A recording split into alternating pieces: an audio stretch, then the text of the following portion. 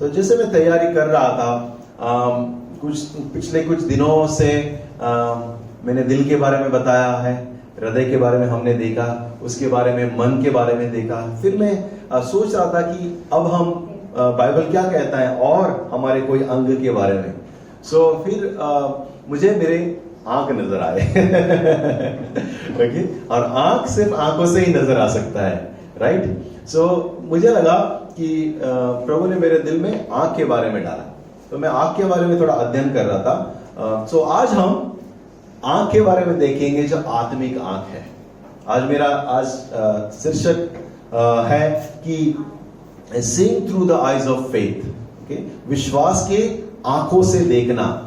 और मैं और अनीता ने कोई बात नहीं किया था कि आज का सब्जेक्ट क्या है, लेकिन जिस तरह अनीता आज अगुवाई कर रही थी आराधना, सब कुछ शुरुआत से ही आज लगा कि परमेश्वर की अगुवाई में हमने सब कुछ तैयारी की। जिस तरह से हमने चिट्ठी लिखा, जिस तरह हमारे समस्या को डाला, जिस तरह से हमने प्रभु ने मेरे दिल में डाला कि हम ये करें, ये भी हमने कभी बात नहीं किया था कि हम अपनी समस्या को बक्स में डालेंगे, लेकिन मेरे ख्याल से आत्मा ने हमारी अगुवाई की। और आज मैं उसी के बारे में बात करने वाला हूं, किस तरह से हमारे समस्या के परे हम देखें, हम नीचे नहीं, हमारी वास्तविकता समस्या को न देखें, लेकिन आत्मिक आंखों से हम आगे देखें, हम दूर दृष्टि रखें परमेश्वर में, क्योंकि परमेश्वर हमारी आत्मिक आंखें चाहता है कि हम खुला रखें और हम देखें, ओके, नेचुरल आई से ज्यादा। आओ हम प्रार्थना करेंगे और प्रभु को हम बुलाएं, फिर से कहें प्रभु हमारी अगुवाई कर। राजा दी राजा, इस समय हम विश्वास करते हैं आप हमारे बीच में हैं, आप हमारे अगुवाई कर रहे हैं पिता। और प्रभु जैसे आपके वचन की ओर हम बढ़ेंगे, हम देखेंगे, परमेश्वर अगुवाई कर हमें आपकी आत्मा से भर दे। खास करके मेरी प्रार्थना है हमारे आत्मिक आंखों को खोले प्रभु, कोई भी चीज हमारी आत्मिक आंखों को बंद ना रखे प्रभु, हमारे आत्मिक कानों को खोल दे। आप जो दिखाना चाहते हो हम देखें, आप जो सुनाना चाहते हो हम सुने। आप परमेश्वर धन्यवाद, हमारे जो पिता नेचुरल आईज है उससे बढ़कर हम आत्मिक आंख हमारी हमेशा खुला रखें। थैंक यू, आशीष कर, हमारे अगुवाई कर, यीशु मसीह के नाम से, आमेन आमेन आमेन। मत्ती 6:22 कहता है कि शरीर का दिया आंख है, इसलिए यदि तेरी आंख अच्छी हो तो तेरा सारा शरीर भी उजियाला होगा। आमेन, कोई कहे आमेन। हमारा पूरा शरीर का जो आंख है वो आंख जो है, अगर आंख अच्छा है, ये दिया है हमारा आंख का। अगर जैसे हम रात में अंधेरा में चलेंगे, टॉर्च लगाएंगे तो हम आगे उस जो उजाला है उसकी ओर ही हम बढ़ सकते हैं, हम पीछे जो अंधेरा है उस तरफ नहीं बढ़ेंगे।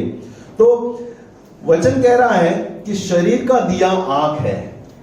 बोलो, शरीर का दिया आंख है, यानी कि टॉर्च, अंग्रेजी में टॉर्च लिखा है।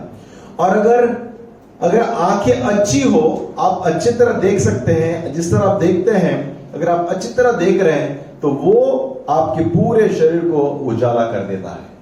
आप जो देखते हैं वो आप आपके शरीर में लेते हैं, आपके दिमाग में जाता है, दिमाग से फिर दिल में जाता है और आपका चरित्र बनने में ये प्रभावशाली होता है।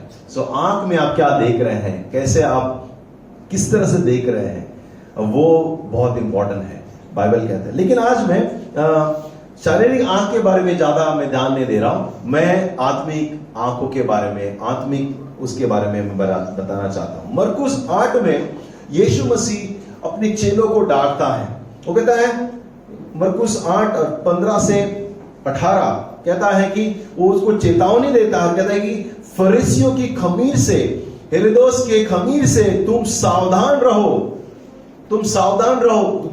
जो फरीसी है, जो पंडित है, जो आप में जो बुरी चीज डाल रहे हैं, तुम कहीं खमीर की तरह, तुम्हारे अंदर भी आटे में अगर खमीर गूंद दे तो पूरा आटा को फुला देता है। पाव कैसे बनता है? खमीर डालने के बाद ही बनता है।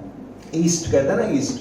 सो वो कह रहा है तुम्हारे अंदर कहीं खमीर न मिक्स हो जाए और न कहीं तुम उस खमीर के द्वारा जैसे आटा फूल जाता है, तुम कहीं फूल न जाओ, तुम कहीं गलत चीजों में बढ़ न जाओ, गलत चीज तुम में ना आ जाए। इसलिए प्रभु उनको डांटता कहता है तुम आंखें रहते हुए भी नहीं देखते और कान होते हुए भी नहीं सुनते, हमेशा मेरी शिक्षा पर स्मरण रखो। यीशु उनको डांट रहा है, कहता है क्या तुम दिख नहीं सकते?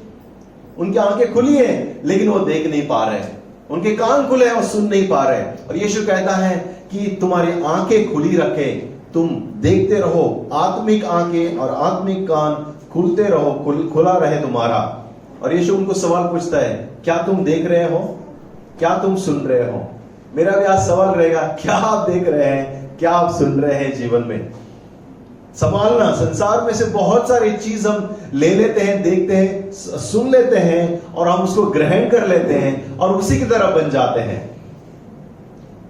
उसी की तरह हम बन जाते हैं। क्योंकि संसार में जो हम देख रहे हैं, सुन रहे हैं, और खास करके हमारे जो युवा पीढ़ी है, हम बहुत सतर्क रहे क्या हम सुन रहे हैं। आगे हम देखेंगे जरूर। 1 कुरिन्थियर के अध्याय 2 और 9 और 10 हम साथ में पढ़ेंगे। अगर है आपके पास बाइबल तो हम खोलें। परमेश्वर क्या चाहता है कि हम देखें,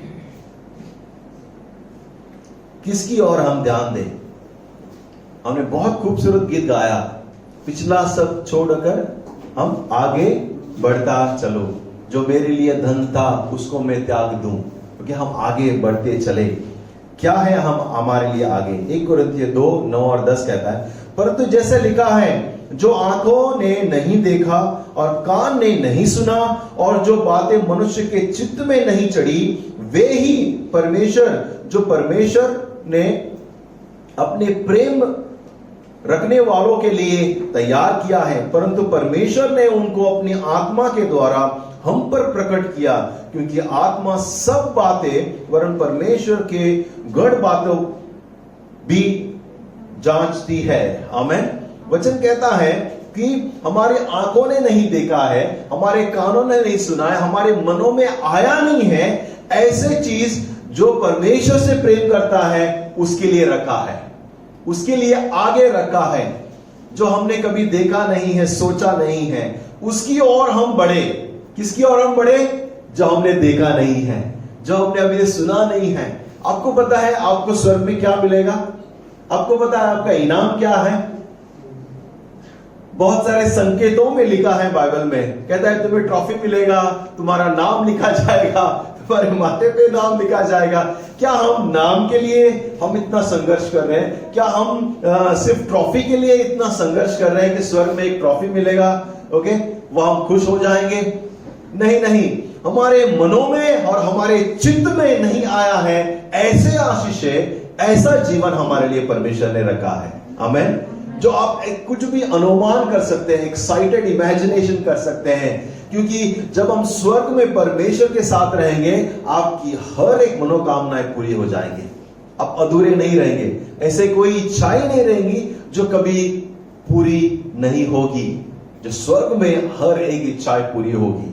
संसार में हम बहुत सारी इच्छाएं, हमारी ये गाड़ी हो, हमें ऐसे लाइफ पार्टनर मिले, हमारा ऐसा घर हो, हमारे अच्छे अच्छे बच्चे हो, हमारी ये पढ़ाई हो, हम ये धंधा करें, हम यहां घूमेंगे, हम उस देश में, बहुत सारी इच्छा है।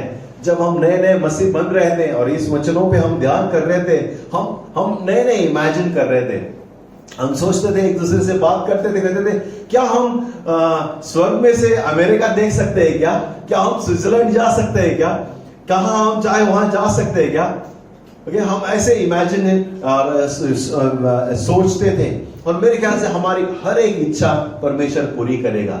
हालेलुया, परमेश्वर पूरी करेगा। इसलिए कोई नेगेटिव, कोई नकारात्मक चीज आपको रोके नहीं, कोई नकारात्मक चीज आपको उस दर्शन को देखने के लिए जो आने वाले दिनों में आपको मिलेगा रोके नहीं।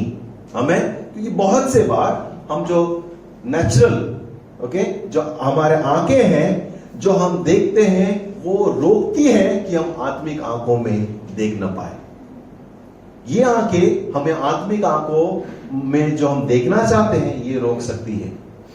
अगर हम इससे सही चीज देखें, सही हम उसको हम इस्तेमाल करें, हम आत्मिक आंखें हम देख सकते हैं। अब हमेशा बुरी चीज देख रहे हैं, हमेशा बुरा चीज के ऊपर ध्यान दे रहे हैं, तो हम कभी भी आत्मिक आंखें हम खोलते हुए नहीं देखेंगे। स्पिरिचुअल ब्लाइंडनेस, आत्मिक अंधापन छा जाएगा।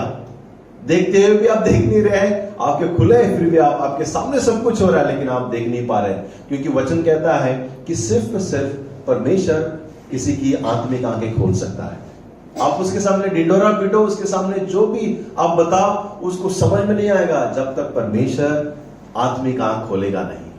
और प्रभु को धन्यवाद, आज इन दिनों में जिस तरह परमेश्वर में लोग आ रहे हैं, उनकी आत्मिक आंखें खोल रही है। ओके, नॉर्थ में, उड़ीसा में, यूपी में हमारे बहुत सारे मिशन कार्य हो रहे हैं।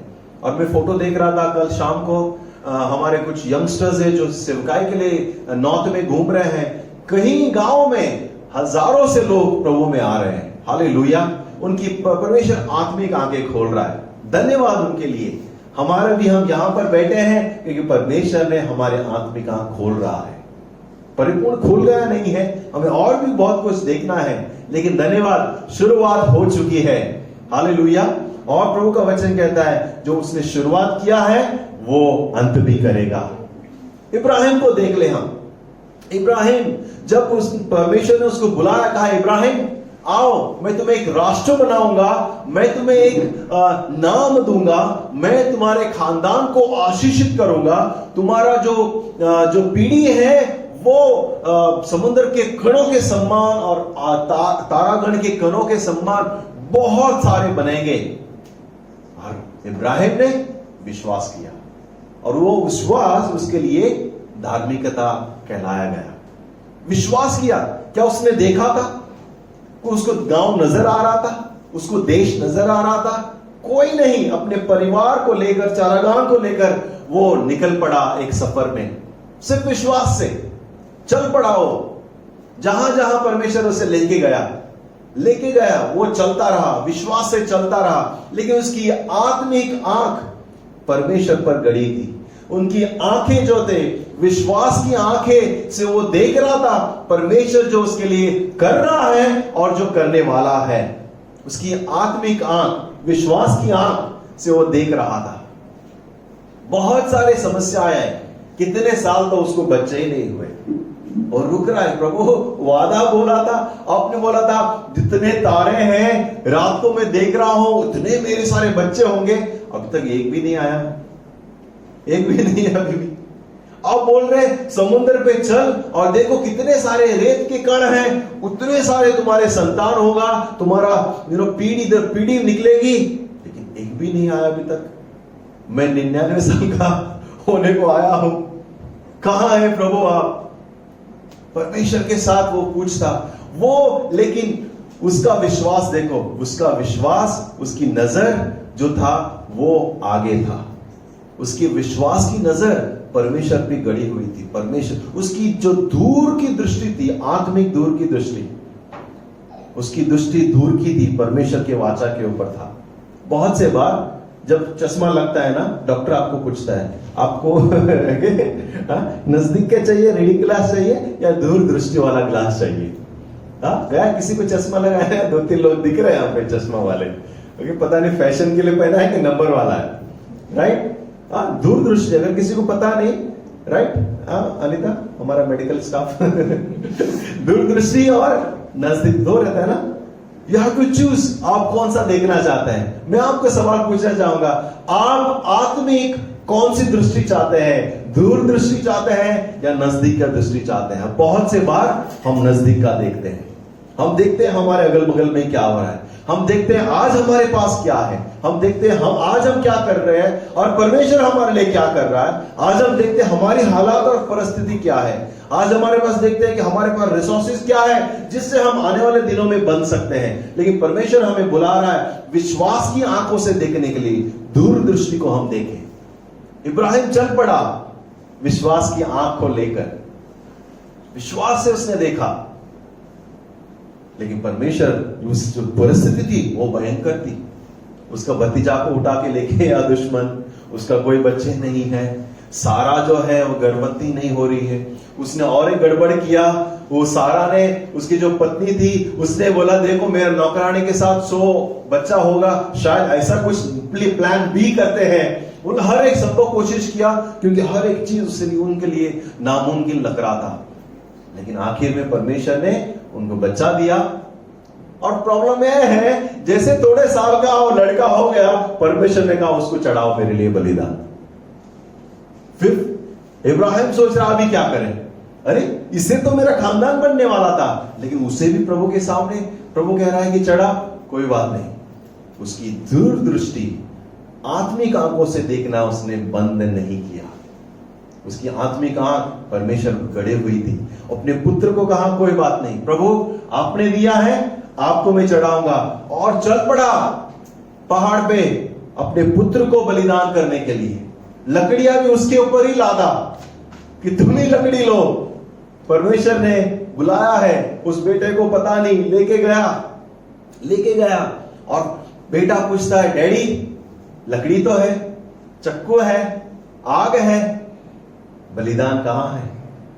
और विश्वास से यीशु उसके बारे में जिक्र करता है। जब वो 2000 साल के बाद आकर धरती पर कहता है, विश्वास से इब्राहिम कहता है परमेश्वर स्वयं प्रयोजन करेगा। और उसे लेके जाता है, लकड़ी पर अपने पुत्र को बांधकर मारने वाला होता है। और परमेश्वर कहता है इब्राहिम बस मैंने तुम्हारे हृदय को जांच लिया है, मैंने तुम्हारे दिल को जांच लिया है, मैं तुम्हें आशीषित करूंगा। और परमेश्वर उस समय एक मेंढरी को, बछड़े को फंसा हुआ देखता है और उसे वो बलिदान करता है।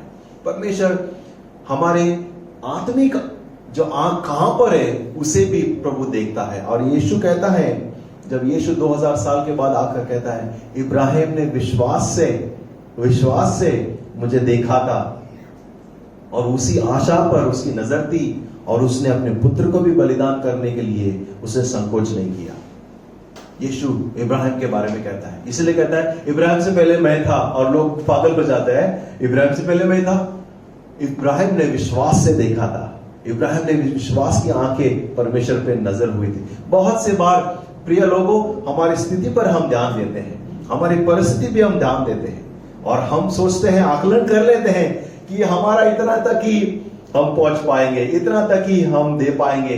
लेकिन परमेश्वर हम चाहता है कि हम दूर दृष्टि करें, नजदीक की नजर नहीं, दूर की नजर करें। परमेश्वर ने जो विश्वास किया, जो आंखों ने देखा नहीं है और जो कानों ने सुना नहीं है और आपके मन में अभी तक वो बात नहीं आया है, वो हमारे लिए विश्वासियों के लिए रखा है। जो परमेश्वर से प्रेम करते हैं उसके लिए रखा है। हम उसकी ओर नजर रखें। हालेलुया। आपको पता है, यीशु के बारे में बोलना मैं बंद नहीं करूंगा। जब यीशु इस धरती पर आया, उसे भी ताड़ा गया, उसे भी लोगों ने बुरा भला कहा, लोगों ने उसके ऊपर थूका, लोगों ने उसे कहा कि अरे हिम्मत है तो बुलाओ तुम्हारे पिता को, तुम्हारे परमेश्वर को, कौन है तू? बहुत सारे ऐसे ताड़ना दिए, सब कुछ सह लिया यीशु मसीह ने। उनकी नजर आगे थी, उनकी नजर आगे थी। देखो इब्रानी 12 और 2 क्या कहता है? और विश्वास के कर्ता और सिद्ध करने वाले यीशु की ओर ताकते रहे। इब्रानी 12 और 10 में पढ़ रहा हूं, विश्वास के कर्ता और सिद्ध करने वाले यीशु की ओर ताकते रहे, जिसने उस आनंद के लिए जो उसके आगे धरा था, लज्जा की कुछ चिंता न करके क्रूस का दुख सहा और सिंहासन पर परमेश्वर के दाहिनी ओर जा बैठा। आमीन। क्या कहता है? विश्वास का कर्ता और सिद्ध करना यीशु मसीह सब कुछ सह लिया, लज्जा सह लिया, क्रूस सह लिया, मौत सह लिया, सब कुछ, यह जानते हुए कि आनंद की बात है, खुशी की बात है, क्योंकि उसकी जो नजर थी वो आगे थी। उनका जो नजर था विश्वास की आंख से देख रहा था। प्रिय लोगों, आपको और मुझे, हम सबको उसने विश्वास की नजर से उस दिन देखा था जिस दिन वो उसे लोग मार रहे थे, लोग उसे कोड़े से मार रहे थे, लोग उसे थूक रहे थे, लोग उसको क्रूस पर लटका रहे थे, उसकी नजर हमारी ओर थी कि एक दिन हम उस पर विश्वास करेंगे, एक दिन हम उसे जानेंगे, एक दिन हम उसे प्रभु और परमेश्वर करके स्वीकार करेंगे। हालेलुया। उसकी नजर भी थी हमारी ओर, इसलिए क्रूस को सह लिया। आज हमारी बारी है। क्या आप क्रूस सह रहे हैं अपने जीवन में? क्या आप आज की परिस्थिति को सह रहे हैं? बहुत से बार थोड़ा सा तकलीफ आया, हम हार मान लेते हैं। थोड़ा सा मुसीबत आया, हम हार मान लेते हैं। थोड़ा सा बीमारी आई, हम हार मान लेते हैं। एक काम का छूटा, हमारा रवैया बदल जाता है, परमेश्वर के लिए विश्वास बदल जाता है। क्यों? क्योंकि हमारी नजदीक की नजर है। परमेश्वर बुला रहा है कि हम दूर की नजर रखें, विश्वास की आंखों से हम देखें, विश्वास से परमेश्वर की ओर हम देखें, क्योंकि परमेश्वर हमारे संग संग है। 2 कोरिन्थियर 5:7 कहता है, क्योंकि हम रूप देखकर नहीं पर विश्वास से चलते हैं। हालेलुया। हम देखकर नहीं चलते, हम विश्वास से चलते हैं। जो देखी हुई बातों पर ऊपर हमारा विश्वास टिका नहीं है, लेकिन हम विश्वास से चलते हैं। रोमन अध्याय 10 और 17 कहता है, इसलिए विश्वास सुनने से और सुनना मसीह के वचन से। हम बहुत से बार जो सुनते हैं, वो हमारे विश्वास को डगमगा देता है, लेकिन परमेश्वर का वचन कहता है विश्वास कैसे आता है? विश्वास कैसे आता है?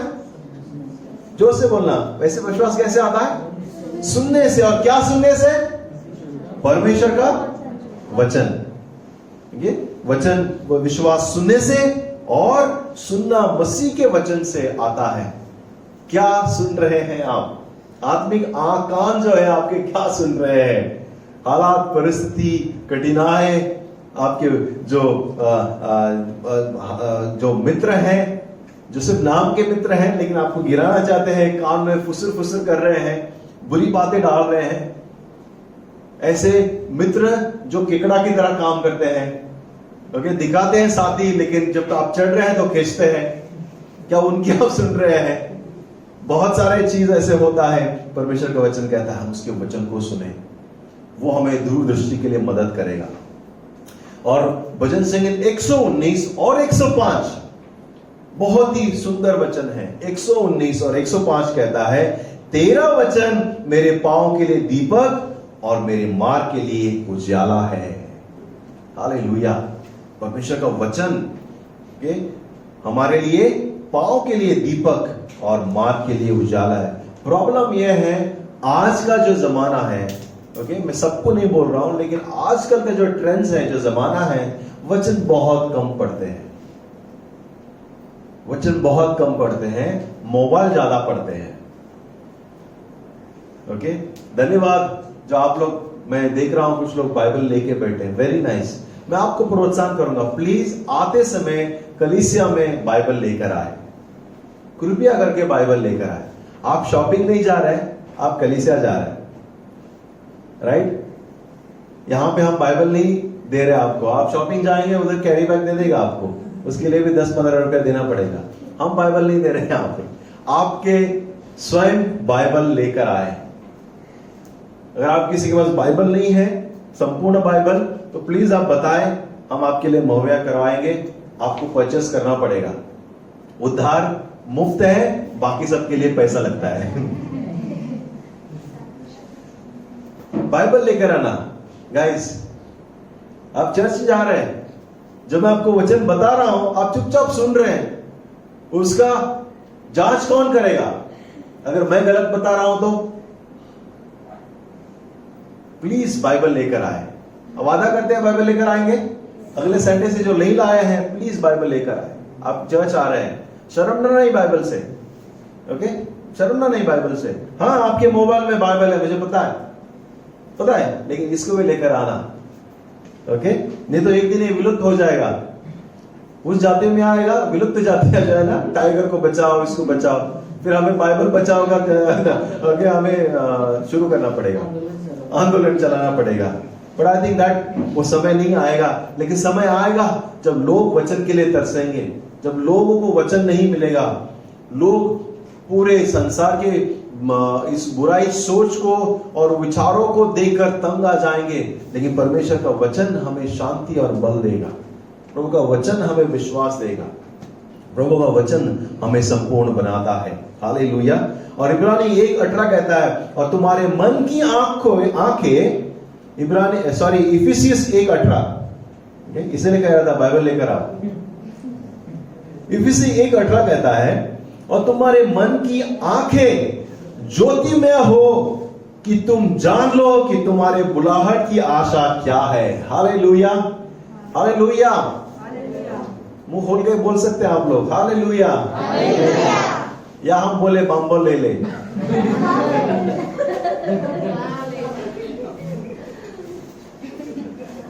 इफिसियंस 1:18 कहता है, तुम्हारे मन की आंखें ज्योतिमय हो कि तुम जान लो कि तुम्हारी बुलाहट क्या है। तुम्हारे मन की आंखें, आत्मिक आंखें, ओके, वो ज्योतिमय, वो खुले, ओके, और पवित्र लोगों में उसकी विरासत की महिमा का धन कैसा है। तुम तभी जानोगे जब तुम ये जानोगे कि तुम्हारी बुलाहट क्या है, तभी तुम जानोगे तुम्हारे आंखें ज्योतिमय होगी। तो प्रिय लोग, आपको मैं प्रोत्साहन करता हूं कि अपनी आंखें से हम देखें, हम वास्तविक चीजों को ना देखें। पतरस को देखो, जब वो पानी पे चल रहा था, परमेश्वर पे नजर था उसका। वो हर एक जो परिस्थिति उसकी थी, तूफान उठ रहा था, लहरें उठ रहा था, उस पर आंखें नहीं थी। जब तक उसकी आंखें विश्वास से परमेश्वर पे था, यीशु पर था, वो पानी पर चल पाया। लेकिन क्षण उसकी दूरदृष्टि नजदीक दृष्टि में बदल गई, वो डूबने लगा। आप और हम विश्वास से ही जीवित रहेंगे। विश्वासी लोग विश्वास से जीवित रहेंगे। विश्वास हमें मजबूत रखेगा, विश्वास हमें जिंदा रहेगा। क्योंकि इस जो संसार आजकल का जो समय है, जो परिस्थिति है, उसमें हम डूब जाएंगे, उसमें हम नष्ट हो जाएंगे अगर हमारी आंखें विश्वास से हम परमेश्वर पर गाड़े नहीं रहेगा। तो आओ 3 बातें मैं आपको बताता हूं। 3 बातें मैं स्ट्रेट अवे 3 बातें बताऊंगा। प्लीज 3 लेसन हम देखें, प्रभु चाहेगा। सबसे पहले कि विश्वास की आंखों से देखते रहो ताकि हम विश्वास को खोए नहीं। आमीन। विश्वास की आंखों से हम देखते रहें। पहली बात कि ताकि हम विश्वास को कभी खोए नहीं। हमने इब्राहिम को देखा, विश्वास की आंख से देख रहा था, वो परमेश्वर पे उसकी नजर था और उसका विश्वास कभी समाप्त नहीं हुआ। डगमगाया, बीच में घबराया, लेकिन उसका विश्वास कभी समाप्त नहीं हुआ। हालेलुया। हम इब्राहिम से सीख सकते हैं, विश्वास की आंखों से हम देखते रहें, ओके, ताकि हम विश्वास को कभी खोए नहीं। मैंने होप लिखा है इंग्लिश में, ओके, दैट कन्वर्ट्स इनटू विश्वास, या आशा खोई नहीं या विश्वास खोई नहीं। ओके।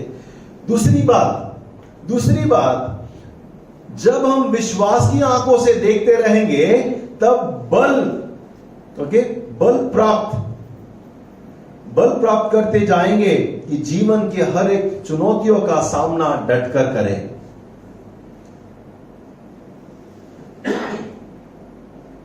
बल प्राप्त करेंगे कि जीवन की चुनौतियों का सामना हम डटकर करें।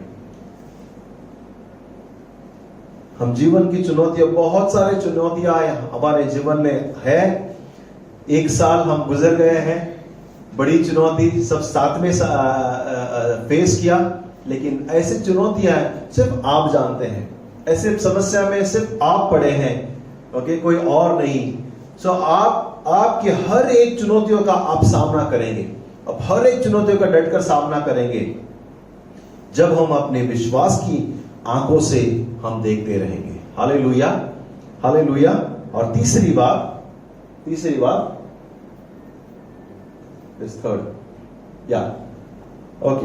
बात, विश्वास की आंखों से देखते रहो ताकि हमारी आंखें हमारा उद्धारकर्ता और प्रभु यीशु मसीह की ओर लगे रहे।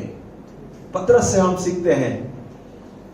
सीखते हैं कि उसकी आंखें जब तक यीशु मसीह पर था, जब तक यीशु मसीह पर था, वो उसका विश्वास कभी गया नहीं। हम कभी देखते हैं कि यीशु पर जब तक उसका विश्वास था, उसकी आंखें थी, वो डूबा नहीं।